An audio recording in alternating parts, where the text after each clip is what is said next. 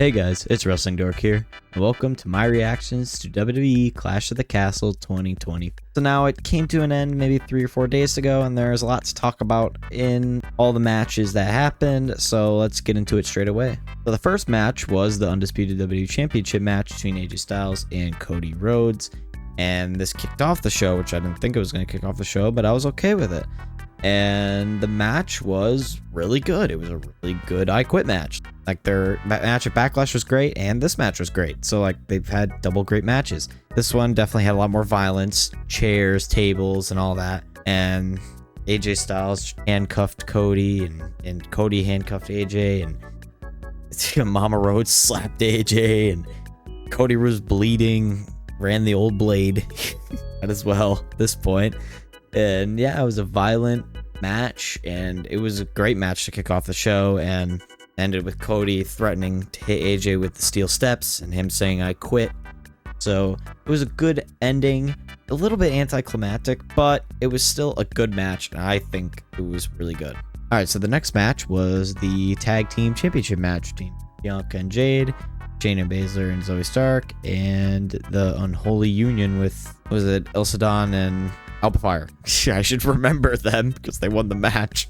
But it was a great match, and we got new tag team champions, the Hometown Heroes, and it was a great moment for them to win those titles, and it was a great way to book it. I'm like, why do you add Shayna and Zoe? And now I understand why, so they can take the pin.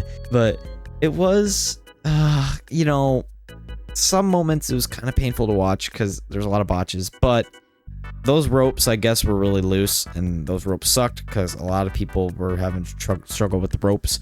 So we'll get a pass on that, but at some points the match was a little bit hard to watch. But overall, if you ignore those, it was a solid match, and it was perfect. They got their title win at Hometown, and Jade and Bianca can move on and like do single stuff at SummerSlam, which is probably needed because the singles division is kind of rough with like Rhea and other people injured. The Intercontinental Championship match, Sami Zayn and Chad Gable. Now this was a match I was looking forward to a lot because of the Otis and Alpha Academy stuff.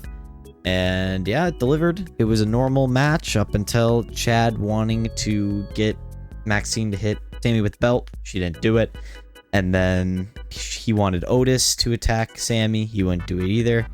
And that led to Chad yelling at all of them. And that led to Chad putting Sami in an ankle lock outside the ring, and then Sami accidentally flinging Chad into Maxine, which hurt her leg more.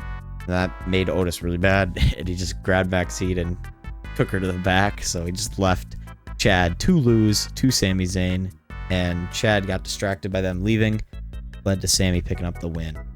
Builds to the drama with Alpha Academy. I wish they pulled the trigger here with Otis attacking him, but today, because today I'm filming this during Raw, they pulled the trigger and had Otis attack Chad. Well, not attack, but shove him, and they're leaving Alpha Academy, leaving Chad. So, they pulled the trigger later that night at Raw, and perfect story. It's cinema. WWE Women's Championship match, Bayley and Piper Niven.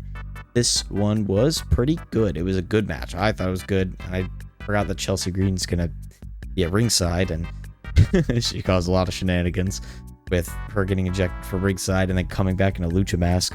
That fooled everybody, man. I was so fooled. I'm like, who could that masked luchador be? Overall, the match itself was pretty good. I've never really seen Piper wrestle, but she was pretty good, actually. It wasn't like a bad match. It was a good match, I thought. But the finish, I feel like the finish could have been better because it was kind of a roll-up, but it looked like not really a roll-up. It protected Piper as well, so it was good way to do it, but the roll-up looked kind of weird. But I think it was a good way to protect Piper and protect Bayley and give Bayley the title. But overall, a good match, and I'd like to see Piper Niven more in the main event scene because she's actually really good. All right, the main event, World Heavyweight Champion Damian Priest and Drew McIntyre.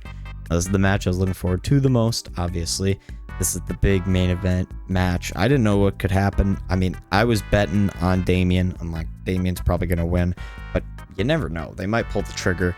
You never know. But I was right. And I was right in the way it happened too. But not super right.